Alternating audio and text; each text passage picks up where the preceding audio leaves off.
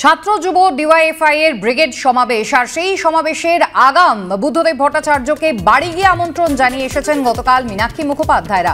Brigade সমাবেশ বড় হবে, ভালো হবে, মীনাক্ষীদের বার্তা দিয়েছেন প্রাক্তন মুখ্যমন্ত্রী। আবার আগামীকালের বার্তাও উনি বলেছেন এবং কালকে যা হবে, আগামীকাল যা হবে সেটা আপনারা জানেন যে একেবারে আমরা সবাই মিলে সেটা কামনা করছি। কালকে খুব বড় মাপের একটা এইসব ছেলে মেয়েরা বড় মাপের একটা যোগ। প্রচুর মানুষ বুদ্ধবাবুকে ভালোবাসেন, তার কোনো লিখিত বার্তা বা অডিও বার্তা কি সম্ভব হয়েছে পাওয়া? দেখুন,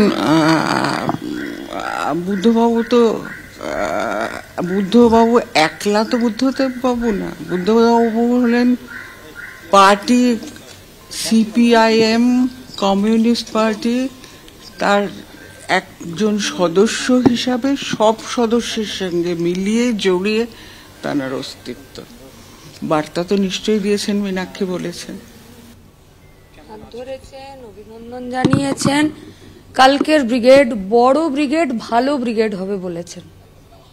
আমরা চাই উনি সুস্থ থাকুন, এভাবেই আমাদের লড়াইয়ের পথে আমাদেরকে উৎসাহ এবং সাহস যোগান।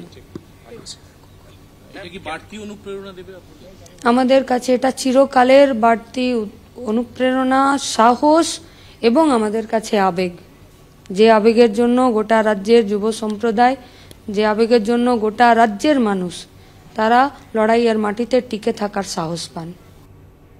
রাজ্যের প্রাক্তন মুখ্যমন্ত্রীর এই শুভ কামনাকে হাতিয়ার করে আজকে মাঠে নামছে ডিওয়াইএফআই, আর ইতিমধ্যেই ব্রিগেড কিন্তু ক্রমশ ভরতে শুরু করেছে। তার মতাদর্শগতভাবে আজকে যিনি একেবারে লাইমলাইটে, তার নাম মীনাক্ষী মুখোপাধ্যায়। আজকের অবশ্যই মূল বক্তা মীনাক্ষী মুখোপাধ্যায়। তার দিকে যেমন তাকিয়ে রয়েছে সিপিএম, তার দিকে তাকিয়ে রয়েছে ডিওয়াইএফআই এর ছাত্র যুব সংগঠন। একই সঙ্গে মীনাক্ষী মুখোপাধ্যায়ের বাবা মা তারা কতটা আশাবাদী আজকের এই ব্রিগেড সম্মেলন নিয়ে দেখুন।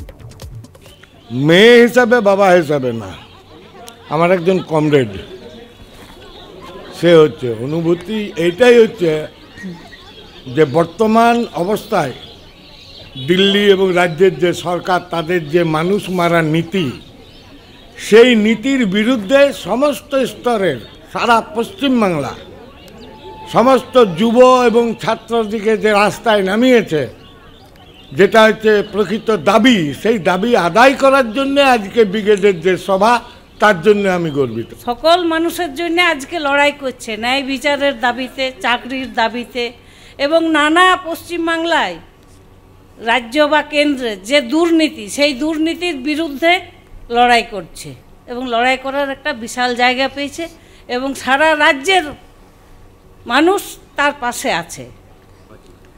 আমার মেয়ে তো একা নয়, আমার মেয়ের সাথে লক্ষ লক্ষ মীনাক্ষী আছে।